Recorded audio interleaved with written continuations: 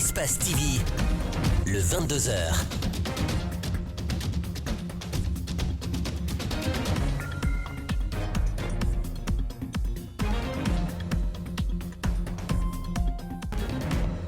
Vous nous regardez à Marella entre Farana et Mamou, mais également à Kondiadou, c'est à Kissidougou. Merci de préférer Espace TV pour vous informer. Bienvenue dans cette édition dont voici le sommaire. Les 81 membres du Conseil national de transition ont officiellement pris fonction ce samedi en présence de plusieurs délégations des présidents des institutions de la République ainsi que des corps diplomatiques accrédités en Guinée. Au nom de l'ensemble des conseillers, le président Dansa Kourouma s'engage à servir le peuple en toute responsabilité. Ce n'est certes pas une première en Guinée, mais le fait sort vraiment de l'ordinaire. Il s'agit à Manéa d'une femme qui a été obligée d'accoucher à même le sol alors qu'elle sortait de l'hôpital où elle avait été reçue par une stagiaire en l'absence des titulaires. Une situation qui a indigné plus d'un. Les victimes de déguerpissement de Kaporo également, Dimestre et Kipé2 ne lâchent pas prise. Après la visite du président de la transition et son ministre de l'Habitat, ces déguerpis estiment l'indifférence des autorités à leurs problèmes. Vous les entendrez dans ce journal. C'est tout pour le sommaire.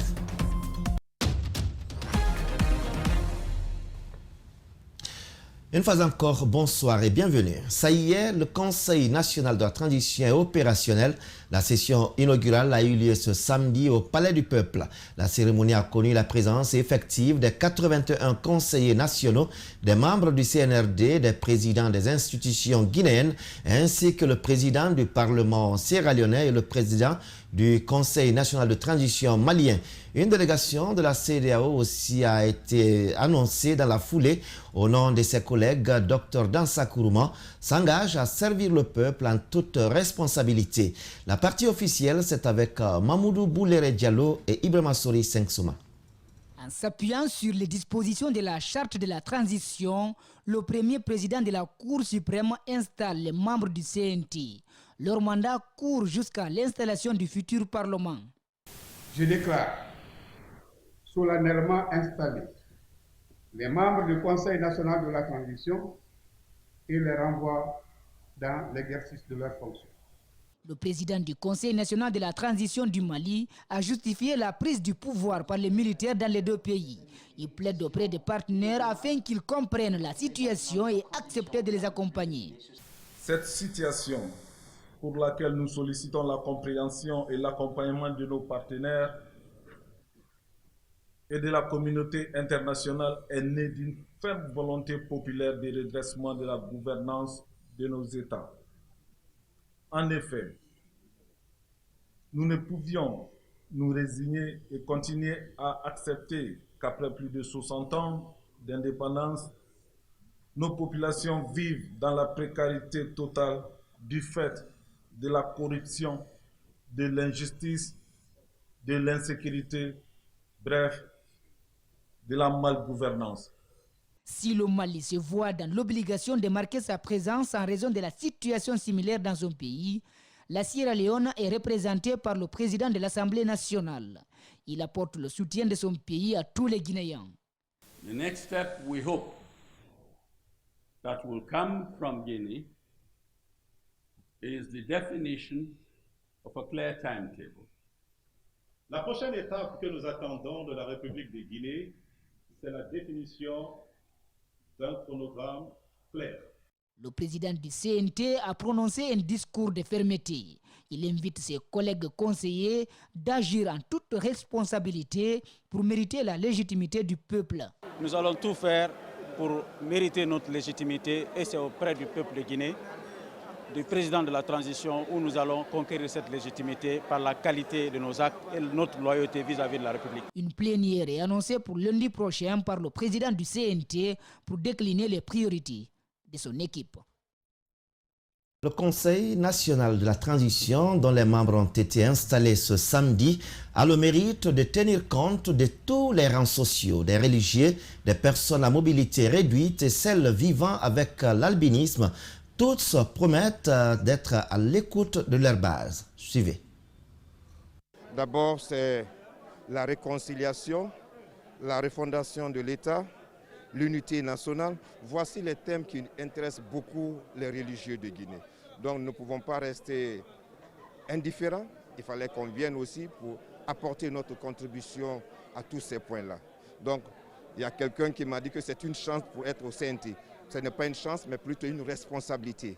Et il faut assumer cette responsabilité. C'est une première en République de Guinée que les personnes vivant avec un handicap se retrouvent au sein d'une instance très importante comme le Conseil national de la transition. C'est quelque chose vraiment de salutaire et c'est pourquoi je dirais vraiment à tous mes collègues, à tous mes frères et sœurs vivant avec un handicap que le handicap n'est jamais une fatalité. Moi je le dis toujours que le handicap étant par contre une opportunité qu'il faut saisir pour faire valoir vraiment nos droits. Et au sein de cette instance, c'est-à-dire ce Conseil national de la transition, nous allons nous battre pour que les personnes vivant avec un handicap aient vraiment une place de décision au sein de la nation. Moi, par exemple, moi c'est mon monde, mais pour des décisions pareilles, il faut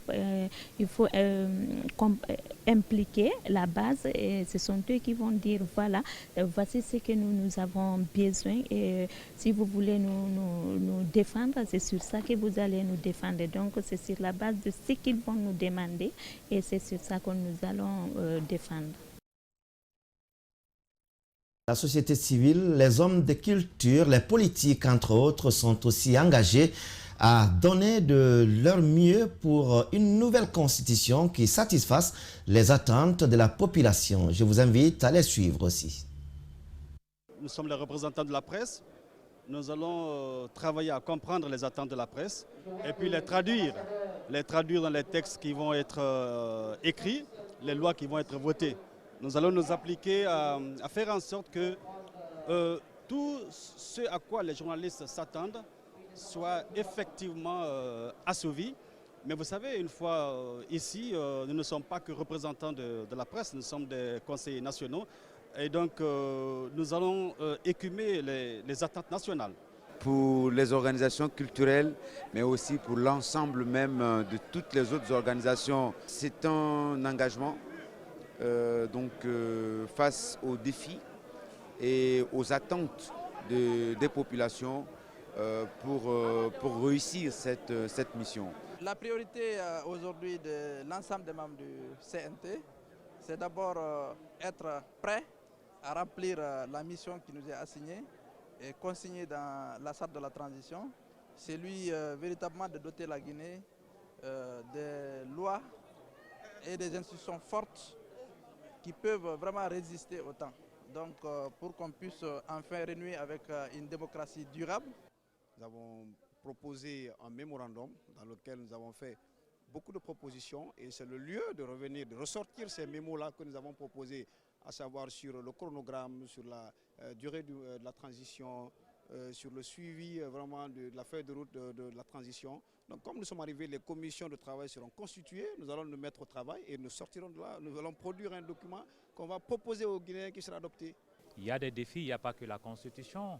On doit sortir de cette transition justement, donc il y a beaucoup de défis à relever, notamment le processus d'organisation des élections, en passant par l'organe de gestion des élections. Il faut parler du fichier électoral, il faut aussi voir le chronogramme. Donc il y a beaucoup d'éléments qui vont faire l'objet de discussions dans les jours à venir au niveau du CNT. À ce Conseil national de la transition, tous ne sont pas à leur première expérience. C'est le cas de Maître Mohamed Traoré et Mohamed Ali Cham. Pour eux, ce n'est pas une aventure qui part de zéro et le CNT reste ouvert à toutes les propositions. Suivez. Fustel de Coulanges a dit que le droit ne descend pas du ciel. Il résulte de la praxis sociale. On a écrit une constitution en 2010. Une autre a été écrite en 2020. Cela veut dire que depuis 2010, il y a eu des constats sur des insuffisances et certainement aussi sur des questions qui doivent constituer l'aspect immutable d'une constitution. on réfléchira sur tous les deux, parce que la dynamique d'une constitution, c'est d'être à la fois mutable et immutable. Dans ces conditions, nous verrons, nous ne rejetterons aucune proposition, nous examinerons toutes les propositions et c'est cela l'objectivité, d'où qu'elles viennent, pour permettre à la Guinée d'avancer. Parce que ce qu'on nous demande, et le président l'a dit tout à l'heure, c'est de réparer ce qui est brisé. Mais il faut aller au-delà de la réparation. Il faut aller à l'innovation. Mais pas n'importe quelle innovation aussi. Ce sera celle qui permet au peuple de Guinée d'atteindre ses objectifs de bonheur. Je pense que nous allons, en tant que conseillers nationaux, y réfléchir. Mais ce que je dois dire, on ne peut pas réinventer la roue. Tous les textes qu'on a connus jusqu'à maintenant sont des textes qui protègent et promeuvent les droits de l'homme. Ce qu'il faut faire, c'est de se conformer à tous ces textes-là, que les gouvernants eux-mêmes fassent du respect et de l'application de ces textes-là une réalité. Parce que le tout n'est pas d'adopter des textes, le tout n'est pas de voter des textes. Encore faut-il les respecter, faut-il les faire respecter. Je pense que c'est à un niveau qu'il faudra peut-être mener la réflexion pour amener les dirigeants qui auront les destinées du pays dans les prochaines années de faire de la question des droits de l'homme une question essentielle de la gouvernance. Tous ces propos ont été recueillis par Mamoudou Boulere Diallo, Ibrahima Souri Sengsouma et Yacouba Traoré. Le Conseil national de la transition de 2010 a eu ses mérites et ses faiblesses. Celui de 2022 doit tout faire pour consolider les acquis et produire une constitution qui ne souffre d'aucune contestation. Certains membres du CNT s'engagent à œuvrer pour offrir à la Guinée des institutions fortes et d'autres leaders ignorés dans le choix, appellent à la vigilance. Mamadou Sadio Baldé nous a recueilli leurs avis suivants. Ils sont tous d'accord, le Conseil national de la transition de 2010, dirigé par Rabiatou Sera Diallo, a eu le mérite de faire un travail que le régime déchu n'a pas pu consolider. C'est l'institution qu'il faut juger à la fin de la transition. S'il nous propose une constitution qui prenne en compte les aspirations du peuple de Guinée, à mon avis, on doit les accompagner. Le peuple de Guinée est souverain et il doit être vigilant. S'il se fait respecter, ses dirigeants vont le respecter. Aujourd'hui, la Guinée fait face à une nouvelle transition. Pour la mener à bien, il faut agir à la fois avec rigueur et souplesse.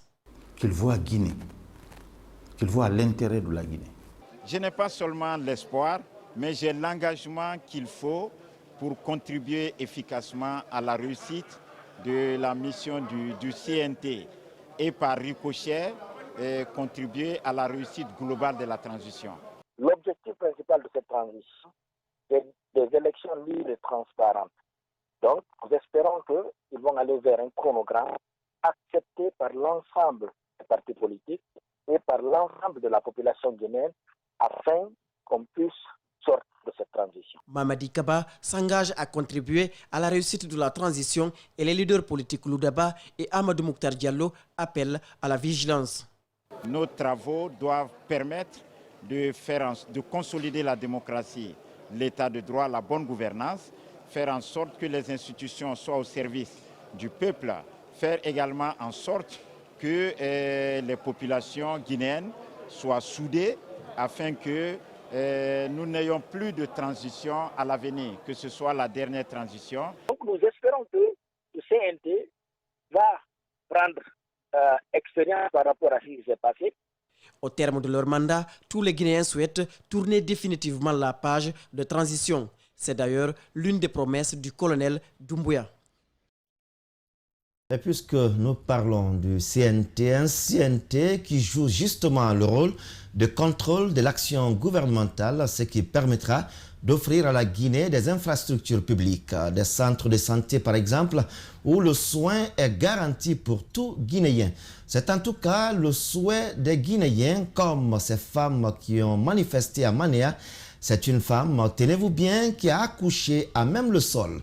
Elle est venue au centre de santé de Manéa et là-bas, la stagiaire qu'elle a trouvée lui a dit sans consultation de partir faire les examens au laboratoire de Koya.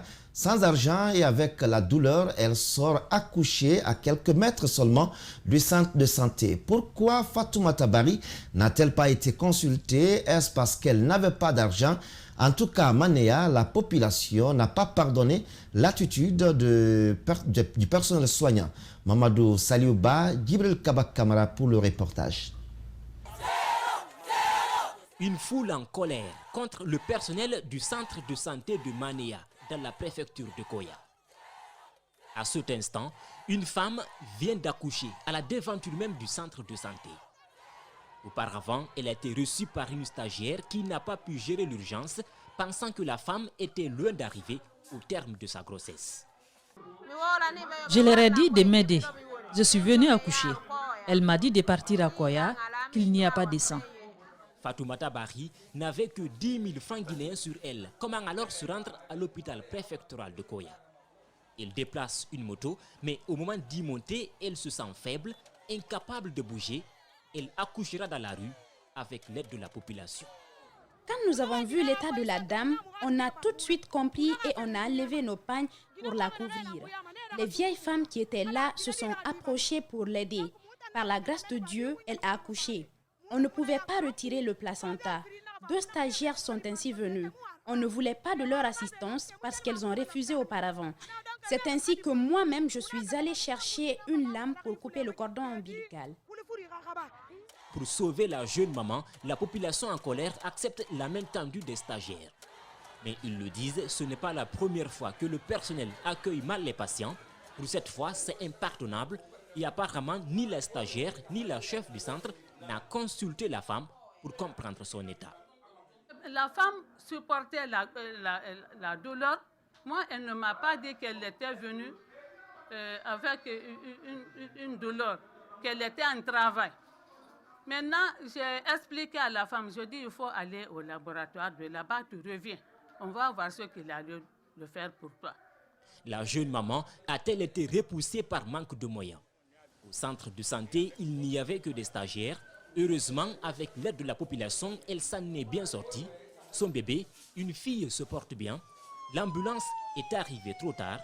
Un fait qui évoque aussi le manque d'équipement dans les structures sanitaires. Le manque criant d'équipement pour des travaux pratiques dans les laboratoires, surtout au niveau de la faculté des sciences et la pléthore des étudiants dans les salles de classe ou encore des difficultés dans les centres de recherche sont entre autres réalités que la ministre de l'Enseignement supérieur, de la recherche scientifique et de l'innovation a pu toucher du doigt lors de son passage ce vendredi dans la région de Kindia. Le reportage est signé Aboubakar Silla, Djibril Kamara. Les réalités parlent d'elles-mêmes. Ici, au niveau de la faculté des sciences de l'université de Kindia, quelques difficultés non pas des moindres persistent. Le manque d'équipement pour des travaux pratiques au niveau des laboratoires est visible. Le recteur de l'université a saisi l'occasion pour attirer l'attention de la ministre sur cette situation. Mes préoccupations, c'est que nous avons beaucoup de projets de développement de nos infrastructures, projets de développement de la recherche, projets de développement de la pédagogie, mais également projets qui concernent le cadre d'apprentissage des étudiants en termes de logement. Des problèmes existent, certes, mais il ne faut pas occulter les efforts fournis par les responsables de l'institution. Nous avons déjà présenté ces bus à nos étudiants. Au même titre que les 2 centres informatiques que nous venons d'équiper, 100 postes neufs en 2 centres, un centre par campus, et nous venons de visiter un de ces centres. À l'université de Kindia, Dr Diaka Sidibé a d'abord rencontré les étudiants dans un cadre restreint, ensuite les encadreurs, notamment les responsables du rectorat.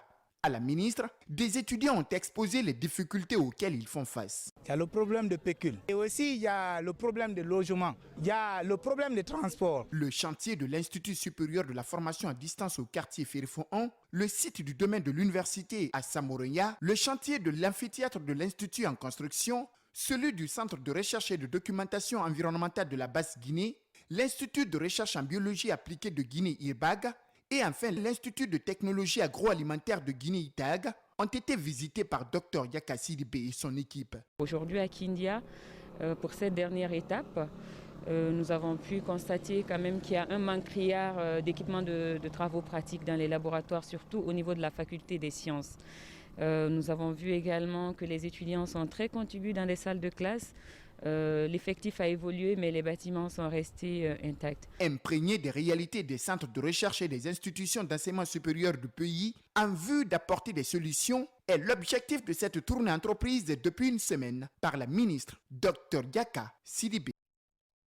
Autre actualité, le FNDC, Front National pour la Défense de la Constitution, serait-il aujourd'hui au bord de l'implosion? En tout cas, depuis la désignation de Oumar Silla Fonike Mengue au poste de coordinateur national, plusieurs antennes locales se font entendre. Elles dénoncent ce changement à la tête de leur mouvement et estiment que le FNDC est pris en otage par un petit groupe de personnes dont ils demandent le départ. Les antennes concernées projettent les jours à venir de mettre en place un nouveau bureau à la tête du FNDC. Suivez les détails avec André Mossier-Milimono et Tcherno Sadouba. On se rappelle encore ces images de manifestations du FNDC en guise de protestation contre un troisième mandat de l'ancien président Alpha Condé. Après la chute du dit régime, plus rien ne semble aller au sein de ce mouvement. À la suite d'un changement à sa tête, des antennes locales réagissent. Celle de Ratoma, par exemple, a exprimé toute son indignation. Les membres déclarent n'être ni de près ni de loin associés à ce changement. C'est Fonike même qui gérait toutes les coordinations, qu'elles soient de l'intérieur, qu'elles soient de l'extérieur. Donc lui au moins, il devrait prendre son temps pour nous inviter à cette rencontre. Il ne l'a pas fait. Le coordinateur national également ne l'a pas fait. Donc, et de là, sa coordination qui s'est sentie lésée a commencé à envoyer de lettres pour dénoncer ce qui s'est réellement passé.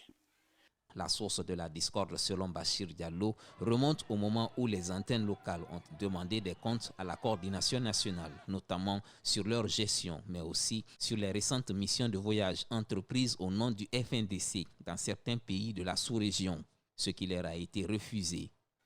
Faire la situation du FNDC depuis sa création jusqu'à nos jours, nous faire un petit compte-rendu concernant leurs voyages, leurs déplacements envers l'Afrique de l'Ouest pour rencontrer les présidents ouest-africains, nous faire un petit compte-rendu en ce qui concerne leurs rencontres avec le CNRD. Ils nous ont catégoriquement refusé.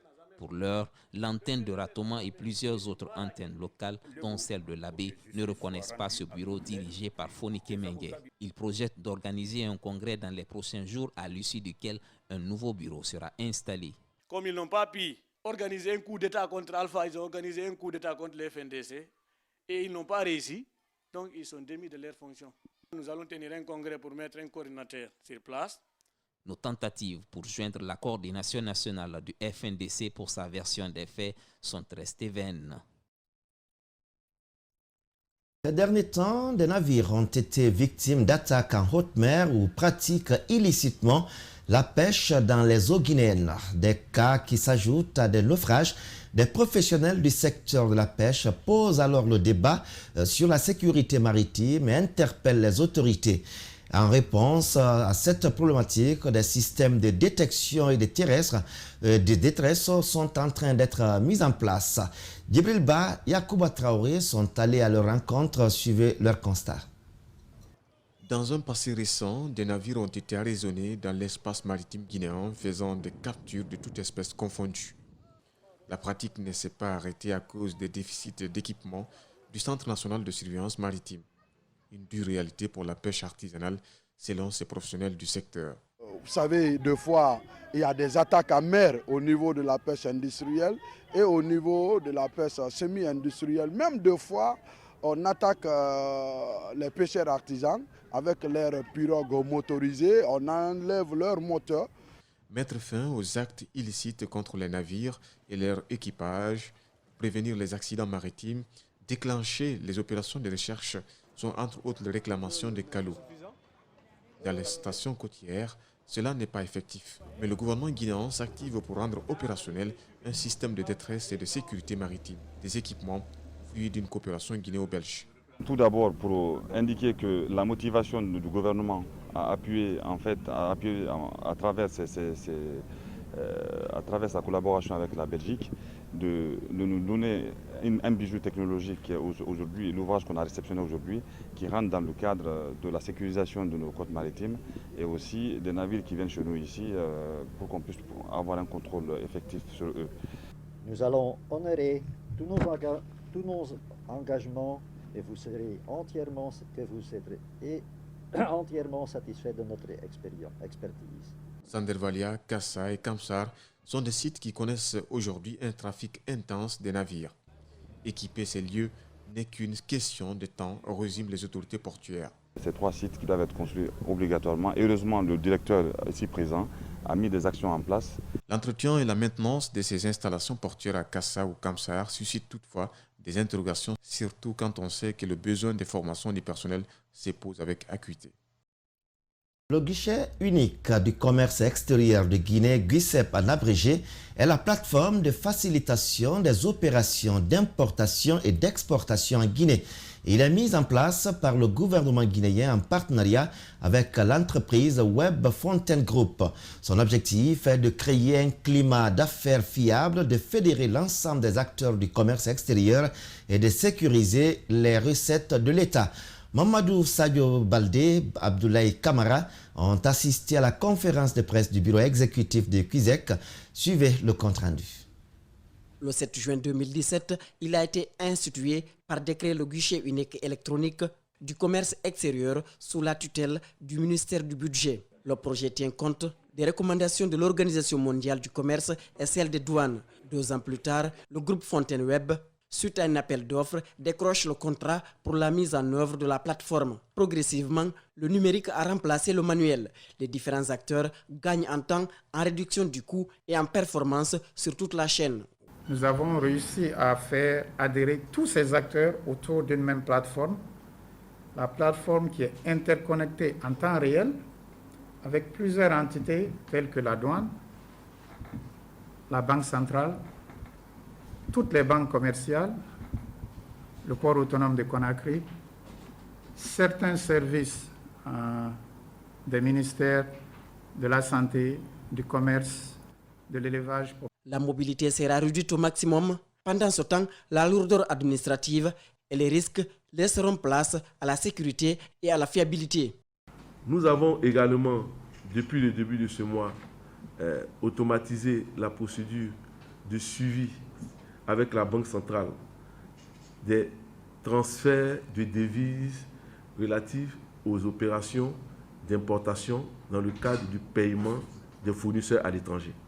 Pour ceux qui auront du mal à se familiariser avec les applications, ils peuvent se rendre directement à leur base ou contacter des équipes qui assurent les permanences. Donc, ces Internet cafés ont pour rôle de pouvoir permettre aux opérateurs économiques qui ont des difficultés de pouvoir accéder à la plateforme, de venir là-bas et de pouvoir effectuer leurs formalités. Depuis sa mise en place, le GUICEG a organisé 175 sessions de formation et facilité le paiement en ligne de transactions grâce à l'interconnexion aux 16 banques commerciales de la place et à la Banque centrale. Mamadou Sadio Baldé, les victimes des déguerpissements de Kapororaï, KIP2 d'Imes, ne décolèrent pas après la visite du président de la transition, le colonel Mamadi Doumbouya, et son ministre de l'Urbanisme, de l'Habitat et de l'Aménagement du Territoire sur le site d'Eguerpi. Le porte-parole du collectif parle d'indifférence des autorités face à leur mal. Ce, malgré les démarches menées pour leur indemnisation. Mais Mamadou Sambasso confie tout de même que le collectif ne reculera pas face aux revendications. Djibril Bah. Dépossédés de leurs terres par le régime d'Alpha Condé, les victimes de Kapororaï, KIP2 et d'Imes éprouvent encore de la frustration. Le porte-parole du collectif dénonce une indifférence des autorités à leur endroit. Mamadou Sambasso fait allusion au passage du président de la transition et du ministre de l'Urbanisme et de l'Habitat sur le site. Nous avons adressé depuis le coup d'État 3 demandes d'audience et un mémo au colonel Doumbouya. Ces documents sont restés sans suite et les voir sur place sans qu'il n'y ait eu aucune compassion à notre égard alors qu'il a eu à poser d'autres actes en faveur d'autres Guinéens. Cela nous surprend et nous étonne à plus d'un titre. On était traités au temps d'Alpha Condé comme des étrangers Et au temps du colonel Mamadi Doumbouya, on a l'impression qu'aujourd'hui, on est considéré comme des sous-guinéens, regrette le porte-parole du collectif. Après leur rencontre avec le ministre Ousmane Gawal Diallo, Mamadou Sambasso pense qu'une main noire empêcherait l'évolution du dossier. Les propos du ministre Ousmane Gawal Diallo, soit il est mal informé ou il y a quelque chose qui se passe, c'est qu'il a affirmé que l'aménagement concerne 169 hectares. En fait, le centre directionnel de Coloma, c'est 267,5 hectares. Si le ministre vient nous dire 3 ans après la casse que c'est 169 hectares qui sont concernés par l'aménagement, nous allons dire que normalement nous ne devrions pas être victimes. Les victimes n'entendent pas baisser les bras. Selon Mamadou Sambasso, il annonce des actions dans les prochains jours. Nous comptons faire une déclaration ou faire une lettre ouverte que nous allons adresser au président de la République. La lutte va continuer jusqu'à ce que toutes les victimes soient rétablies de façon normale dans leurs droits. Le porte-parole du collectif des victimes des Capororail, Kipé2 et Dimes, estime que la société ivoirienne Imag Holding bénéficie d'un soutien au plus haut niveau, chose qu'il déplore d'ailleurs, mais la lutte s'étendra jusqu'au niveau de la justice, promet-il. Voilà, Djibril Ba qui met fin à cette édition d'information. Mais avant de partir, je vous laisse en compagnie de notre rubrique Public Reportage. Et quant à moi, je vous dis grand merci et au revoir.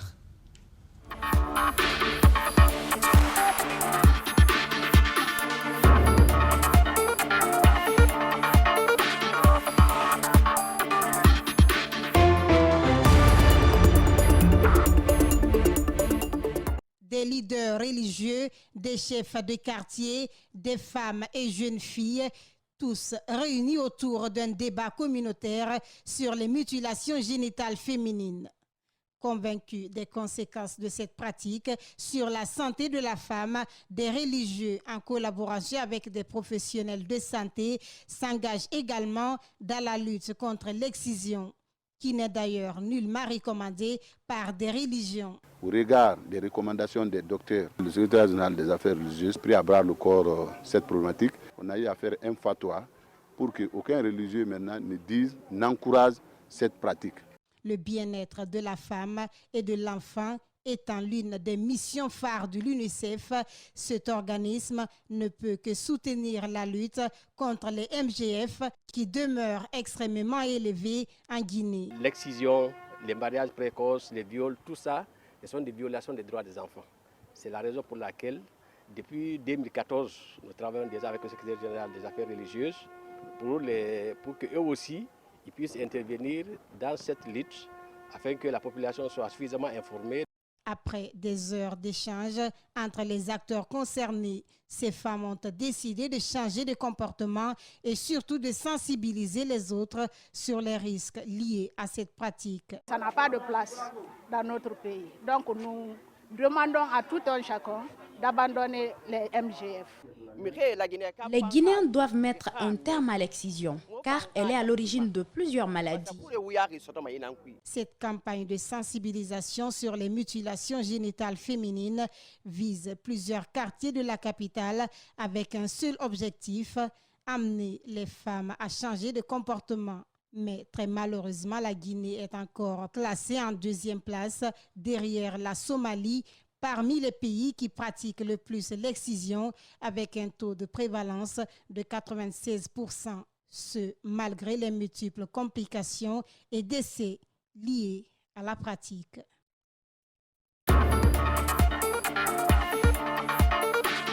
Comment rendre les jeunes entrepreneurs guinéens plus compétitifs et créatifs? C'est pour répondre à ces questions que s'investit Enabel afin de développer le secteur entrepreneurial. Pour y arriver, l'Agence belge de développement met en œuvre sous financement de l'Union européenne le projet de soutien à l'émergence de l'économie créative pour certains jeunes talentueux.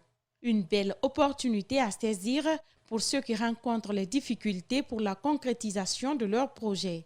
Avec les entrepreneurs et de pouvoir confronter aujourd'hui les entrepreneurs aux instances politiques, aux instances institutionnelles. Et comme je vous l'ai dit, il y a eu des débats, il y en aura d'autres et on a 2 ans pour résoudre les problèmes, ou en tout cas une partie des problèmes des secteurs de l'économie créative et particulièrement du design, de la mode et de l'audiovisuel. Cet artiste, compositeur et entrepreneur culturel salue l'initiative de Enabel qui met d'ailleurs en exergue la culture guinéenne. Selon lui, entreprendre n'est pas chose aisée, mais il faut du courage pour réussir. On sait toujours que entreprendre n'est pas facile. C'est chacun qui se débrouille comme il peut pour faire les choses. Aujourd'hui, si on a des bailleurs qui pensent qu'il faut venir investir dans ces secteurs-là et aider à ce que des structures qui déjà sont en train de faire des choses puissent mieux se structurer, mieux former leurs employés. Le représentant du ministère du Commerce présent à cette cérémonie exprime sa satisfaction et compte élargir cette initiative. C'est avec beaucoup de satisfaction que nous lançons aujourd'hui ce projet dont nous souhaitons multiplier en nombre au fil des années pour le bonheur du monde. Enabel fournit des solutions pour relever des défis mondiaux urgents tels que le changement climatique, l'urbanisation, la mobilité humaine et tant d'autres. Avec 2000 collaborateurs, Enabel gère quelques 170 projets.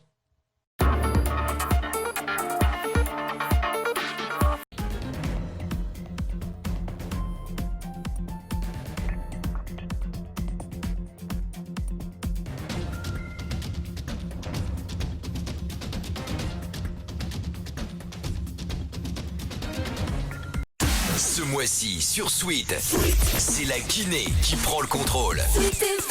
Dans Sweet Month, Ansti Crazy.